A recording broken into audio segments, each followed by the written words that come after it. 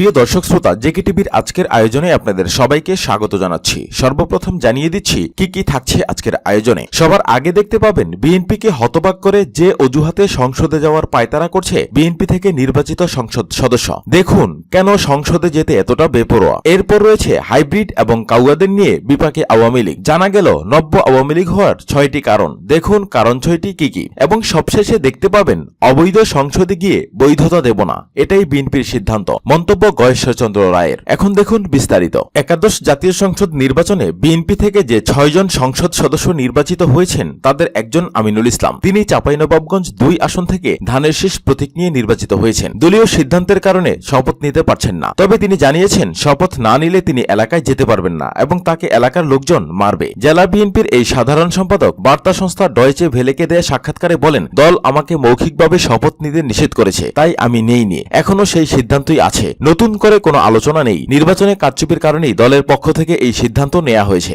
আমিনুল ইসলাম বলেন, আমি বড় কোনো নেতা নই, রুট লেভেলে পলিটিক্স করে থাকি। মানুষ আমাকে ভোট দিয়েছে, তাই মানুষ শপথ না নিলে আমাকে মারবে। শপথ না নিলে তারা আমাকে এলাকায় যেতে নিষেধ করেছে। বিপদ থেকে উত্তরণে তিনি দোয়াও চান। আরেক প্রশ্নের জবাবে তিনি বলেন, শেষ পর্যন্ত দল শপথ নেওয়ার সিদ্ধান্ত না নিলে কি করব সে ব্যাপারে এখনো কোনো সিদ্ধান্ত নেইনি। বগুড়া 4 আসনে বিএনপি থেকে নির্বাচিত সংসদ সদস্য মোশাররফ হোসেন ডয়েচে ভেলেকে বলেন, আমি এমপি নির্বাচিত হয়েছি মাত্র, বড় কোনো নেতা না। এখন কেন্দ্রীয় নেতারা যদি শপথ নিতে বলেন তাহলে নেব, না বললে নেব না। তবে চেয়ারপারসন বেগম খালেদা জিয়াকে মুক্তি দিলে আমরা একটা সিদ্ধান্ত নিতে পারতাম। শুনেছি প্যারোল বা জামিনে মুক্তির কথা, কিন্তু কি হচ্ছে তা কেন্দ্রীয় নেতারাই বলতে পারবেন। বিএনপির এই নেতা বলেন, এর আগে আমরা নির্বাচন করিনি, গত টার্মে আমাদের কেউ ছিল না, এতদিন পর এখানে নির্বাচিত হয়েছি, তাই যারা ভোট দিয়েছেন তাদের একটা চাপ আছে। সংসদে যান, আমাদের কথা বলেন, দেশের পক্ষে কথা বলেন, জাতির পক্ষে কথা বলেন, তাদেরকে আমরা বুঝিয়ে বলছি দলের সিদ্ধান্তের বাইরে আমরা যেতে পারি না। ঐক্যফ্রন্টের 2 জন সংসদে গেলেও আমরা যেতে পারি না, তাদের আদর্শ আর আমাদের আদর্শ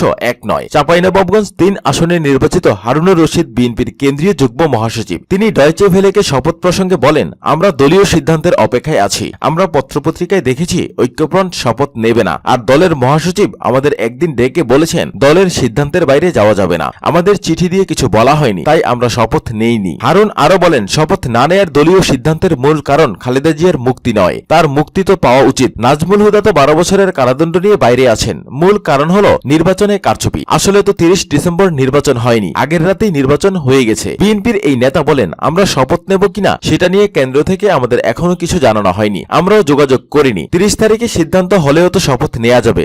আর যদি দলের এই সিদ্ধান্তই বহাল থাকে তাহলে ব্যক্তিগতভাবে আমি শপথ নেব কিনা সে ব্যাপারে এখনো কোনো সিদ্ধান্ত নেইনি। 30 ডিসেম্বরের জাতীয় সংসদ নির্বাচনে জাতীয় ঐক্যফ্রন্ট থেকে মোট 8 জন সংসদ সদস্য নির্বাচিত হন। তাদের মধ্যে 6 জন বিএনপির এবং 2 জন গণফোরামের। 30 জানুয়ারি জাতীয় সংসদের প্রথম অধিবেশন বসলেও 8ই মার্চ শপথ নেন মৌলভীবাজার 2 আসন থেকে গণফোরামের সংসদ সদস্য সুলতান মোহাম্মদ মনসুর আহমেদ। আর 2 এপ্রিল শপথ নেন গণফোরাম থেকে নির্বাচিত আরেকজন সংসদ সদস্য সিলেট 2 আসন থেকে নির্বাচিত মোকাব্বির খান। কিন্তু বিএনপি থেকে নির্বাচিত 6 জন এখনো শপথ নেননি। নির্বাচনের পরপরই বিএনপি তথা জাতীয় ঐক্যফ্রন্ট নির্বাচনে অনিয়ম এবং ভোট ডাকাতির অভিযোগ তুলে নির্বাচন বয়কট এবং নতুন নির্বাচনের দাবি জানায়। দলের নির্বাচিত এমপিরা শপথ নেবে না বলেও জানানো হয়। পরে গণফোরামের 2 এমপি শপথ নিলেও বিএনপি শপথ না নেয়ার সিদ্ধান্তে অনড় থাকে। সংবিধান অনুযায়ী সংসদের প্রথম অধিবেশনের পরবর্তী 90 দিন পর্যন্ত নির্বাচিত সংসদ সদস্যদের শপথ নিতে হয়, নয়তো আসন শূন্য হয়ে যায়। তবে কোনো সংসদ সদস্য যৌক্তিক কারণ দেখিয়ে এই সময় বাড়িয়ে নিতে পারেন। কোনো আসন শূন্য হলে পরবর্তী 90 দিনের মধ্যে উপনির্বাচন করার বিধান রয়েছে। বিএনপি থেকে নির্বাচিত 6 জন সংসদ সদস্য হলেন ব্রাহ্মণবাড়িয়া 2 আসনে আব্দুস সত্তার ভূঁইয়া,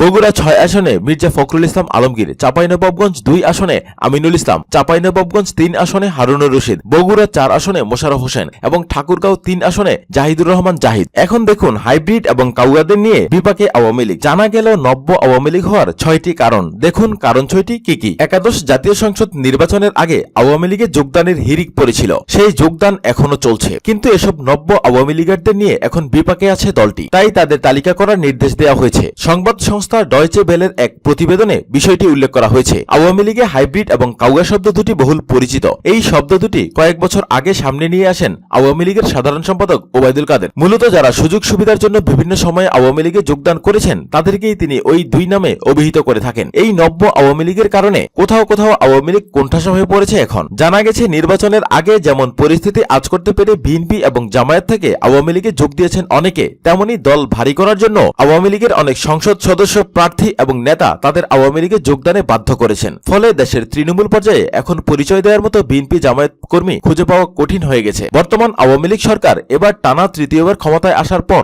স্থানীয় পর্যায়ে যেন সবাই আওয়ামী লীগার হয়ে গেছেন। পরিস্থিতি এমন যে কোথাও কোথাও নব্য আওয়ামী লীগারদের হাতে আওয়ামী লীগ বা তাদের অঙ্গ এবং সহযোগী সংগঠনের নেতাকর্মীরা মার খাচ্ছেন বলে অভিযোগ পাওয়া যাচ্ছে। আওয়ামী লীগ সূত্র জানায় এরকম আরো অনেক ঘটনার খবর পাওয়া যাচ্ছে। বিশেষ করে যেসব এলাকায় আওয়ামী লীগের মূল গোত্রের বাইরে থেকে মনোনয়ন নিয়ে যারা সংসদ সদস্য হয়েছেন তারা বিভিন্ন দল থেকে লোক ভিড়িয়ে আওয়ামী লীগ বিরোধী আরেকটি আওয়ামী লীগ তৈরি করেছেন স্থানীয় পর্যায়ে। আর তাদের মধ্যে টেন্ডার, ব্যবসা বাণিজ্য নিয়ে নানা বিষয়ে দ্বন্দ্ব তৈরি হচ্ছে। এমনকি বিভিন্ন স্থানে বিভিন্ন সংঘর্ষে এই বিষয়টি প্রধান হয়ে উঠে আসছে। কার হাতে কারা মার খাচ্ছে? মূলত সবাই আওয়ামী লীগ, কিন্তু কে পুরাতন আওয়ামী লীগার আর কে নব্য আওয়ামী লীগার? বিষয়টি নিয়ে স্থানীয় পর্যায় থেকে শুরু করে জাতীয় পর্যায় পর্যন্ত দলের নেতাকর্মীরা বিব্রতকর অবস্থায় আছেন। আসলে তারা কেবল দল ভারী করার বিষয়টি ভেবেছিলেন, এর যে উল্টো প্রভাব পড়তে পারে বিষয়টি তারা সেভাবে খেয়াল করেননি। নব্যদের মাধ্যমে যেভাবে সমস্যা তৈরি হয়। ঝালকাঠির রাজাপুর উপজেলা আওয়ামী লীগের সদস্য এবং কেন্দ্রীয় আওয়ামী লীগের সহ সম্পাদক মনিরুজ্জামান মনির বলেন, আমার নির্বাচনী এলাকা রাজাপুর কাঠালিয়া, এখানে আওয়ামী লীগের মনোনয়ন পেয়ে যিনি এমপি হয়েছেন তিনি মূলধারার আওয়ামী লীগ নন। ফলে তিনি আওয়ামী লীগের বাইরের লোকজনকে দলে ভিড়িয়েছেন, জামায়াত শিবিরের লোকজনকেও সাথে নিয়েছেন। ফলে আমার এলাকায় এখন বিভিন্ন পর্যায়ে আওয়ামী লীগ বিরোধীদের দাপট, আমরা কোণঠাসা হয়ে পড়েছি। লালমনিরহাটের একজন স্থানীয় ব্যক্তি জানান, পাটগ্রাম এবং হাতিবান্ধা এলাকায় বিএনপি এবং জামায়াত এখন আওয়ামী লীগ নেতাদের নিয়ন্ত্রক। নেতাদের ডানে বায়ে সবসময় তাদের দেখা যায়। আর এখানে আছে ভোটের হিসাব। ফলে যারা মূল আওয়ামী লীগ কর্মী তারা গুরুত্বহীন হয়ে পড়েছে। পরিস্থিতি যে ভালো নয় তা বোঝা যায় আওয়ামী লীগের সভাপতিমণ্ডলীর সদস্য এবং কেন্দ্রীয় 14 দলের মুখপাত্র মোহাম্মদ নাসিমের কথায়। গত 19 মার্চ তিনি ঢাকার ইঞ্জিনিয়ার্স ইনস্টিটিউশন মিলনায়তনে এক অনুষ্ঠানে বলেন, নব্য আওয়ামী লীগাররা বিএনপি জামায়াতের চেয়েও ভয়ঙ্কর, এরা সুযোগ সন্ধানী, এদের চিনে রাখতে হবে। এখন দেশের সবাই আওয়ামী লীগ হয়ে গেছে। যাদের কখনো আওয়ামী লীগের সভা সমাবেশে দেখিনি তারাও এখন আওয়ামী লীগ করে। এদের হাত থেকে সাবধান এবং সতর্ক থাকতে হবে। যে 6টি কারণে নব্য আওয়ামী লীগার দলে দলে আওয়ামী লীগে যোগদানের যে 6টি কারণ জানা গেছে তা হলো: 1. নির্বাচনের আগে পরিস্থিতি বুঝে অনেকেই নিজেকে বাঁচাতে আওয়ামী লীগে যোগ দিয়েছে। 2. একটি অংশকে যোগদানে বাধ্য করা হয়েছে মামলা হামলার ভয় দেখিয়ে। 3. ভোটের হিসাবের কারণে জামায়াতকেও সাথে নেওয়া হয়েছে। 4. নির্বাচনের পর সুযোগ সন্ধানীরা নানা পরিচয় এবং ঘনিষ্ঠতার সূত্রে আওয়ামী লীগে ভিড়েছেন। 5.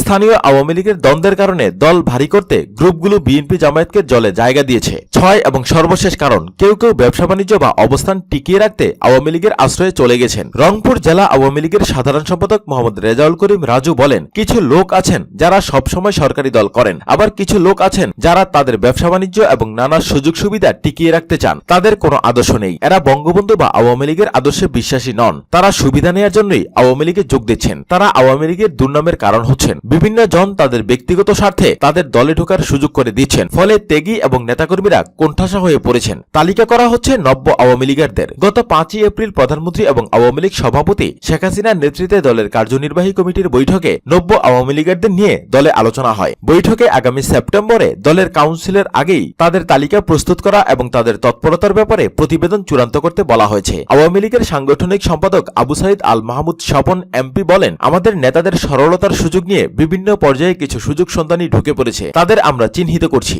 আওয়ামী লীগ একটি বড় দল, আমরা তো দরজা বন্ধ করে রাখতে পারি না। যারা দলের নাম ভাঙিয়ে অনৈতিক এবং অবৈধ সুযোগ সুবিধা নেয়ার চেষ্টা করছেন তাদের কোনোভাবেই ছাড় দেওয়া হবে না। আর সামনের কাউন্সিলে তারা দলের কোনো পর্যায়ের কমিটিতে যাতে ঢুকতে না পারে সেজন্য সতর্ক করে দেয়া হয়েছে। সবশেষে দেখুন, অবৈধ সংসদে গিয়ে বৈধতা দেব না, এটাই বিএনপির সিদ্ধান্ত। মন্তব্য গয়েশ্বরচন্দ্র রায়ের। এই সরকার অবৈধ। এই অবৈধ সরকারের অধীনে আমাদের 6 জন সংসদ সদস্য কিভাবে যে নির্বাচিত হয়েছে আমরা জানি না, যেহেতু এদেশে ভোট হয়নি। আমরা বলতে চাই, এই অবৈধ সংসদে গিয়ে বৈধতা দেব না, এটাই হলো বিএনপির সিদ্ধান্ত। রোববার এক মানববন্ধনে অংশ নিয়ে বিএনপির স্থায়ী কমিটির সদস্য গয়েশ্বরচন্দ্র রায় এই মন্তব্য করেছেন। একাদশ জাতীয় সংসদ নির্বাচনে জয়ী দলের নেতাদের সংসদ সদস্য হিসাবে শপথ নেয়ার বিষয়ে কঠোর হুঁশিয়ারি দিয়ে তিনি বলেছেন, আমি স্পষ্ট করে বলতে চাই, দেশনেত্রী বেগম খালেদা জিয়ার আদর্শের কর্মী যারাই মনে করে তারা জয়লাভ করছে, আমি বিশ্বাস করি তারা এই সংসদে যাওয়া তো দূরের কথা, তার আশেপাশ দিয়েও হাঁটবে না। তার আশেপাশ দিয়ে হাঁটলে বাংলাদেশের 16 কোটি মানুষ তাদের ক্ষমা করার সুযোগ পাবে না। দলীয় নেতাকর্মীদের কথা বাদই দিলাম। কারাবন্দী বিএনপি চেয়ারপারসন বেগম খালেদা জিয়ার মুক্তির দাবিতে আয়োজিত মানববন্ধনে নেতাকর্মীদের উদ্দেশ্যে এই বিএনপি নেতা বলেন, সেই কারণেই বলছি, নেত্রী জেলে থাকবেন এবং আমরা সংসদে গিয়ে মজা নেব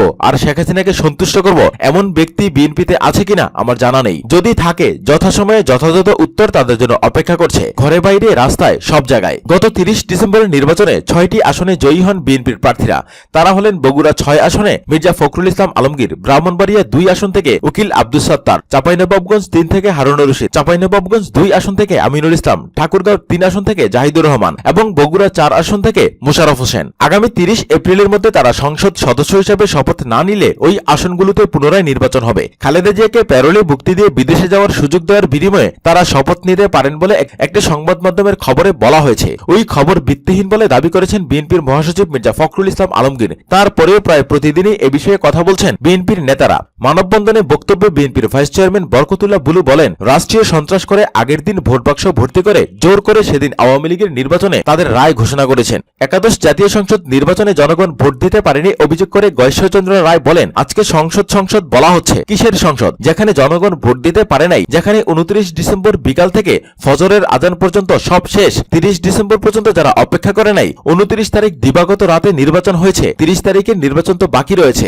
এই নির্বাচনটা কবে হবে সেটা জনগণ দেখবে। নির্বাচনে বিএনপি পরাজিত হয়নি দাবি করে তিনি বলেন, আমি বলেছি, এখনো বলছি, 300 আসনে কেউ জয়লাভ করে নাই, কেউ পরাজিত হয় নাই। বিএনপি 300 আসনে পরাজিত হয় নাই। জনগণ যেখানে ভোট দেয় নাই সেখানে জয় পরাজয়ের হিসাব কে করবে? জনগণ নির্ধারণ করে জয় পরাজয়। আমরা পরাজিত নই। যারা আছে তারা রাতের অন্ধকারে এই নির্বাচন কমিশন এবং প্রশাসনের সংশ্লিষ্ট কর্তা ব্যক্তিরা মনের মতো করে সারা রাত জনগণের ভোট চুরি করেছে। সুতরাং এই চুরিকৃত ভোটের ফলাফল জনগণ কখনো মানতে পারে না। সরকারের কঠোর সমালোচনা করে গয়েশ্বরচন্দ্র রায় আরো বলেন, চোখ ধাঁধানো বড় বড় প্রজেক্ট সামনে রেখে যারা টাকা লুটপাট এবং বিদেশে পাচার করে আগামী 6 মাসের মধ্যে দেখবেন বাংলাদেশের অর্থনীতি কোন জায়গায় আছে। আজকে দেশে একটা নীরব অভাব চলছে। সেই অভাব চলছে মধ্যবিত্ত পরিবার এবং ছোট ও মাঝারি ব্যবসায়ীদের মধ্যে। আজকে ব্যাংকে গেলে টাকা পাওয়া যায় না, ব্যাংকে টাকা নেই, তার কোনো হিসেবও নেই। সেই কারণে আজকে এই দেউলিয়া অর্থনীতি দিয়ে বেশি পথ চলার সুযোগ তাদের নেই। আর গণতন্ত্রের পথ পরিহার করে কেউ কোনোদিন রেহাই পেয়েছে তার ইতিহাস আমাদের জানা নেই। এই অন্যায় অপকর্মের মিছিল দিন দিন বাড়ছে।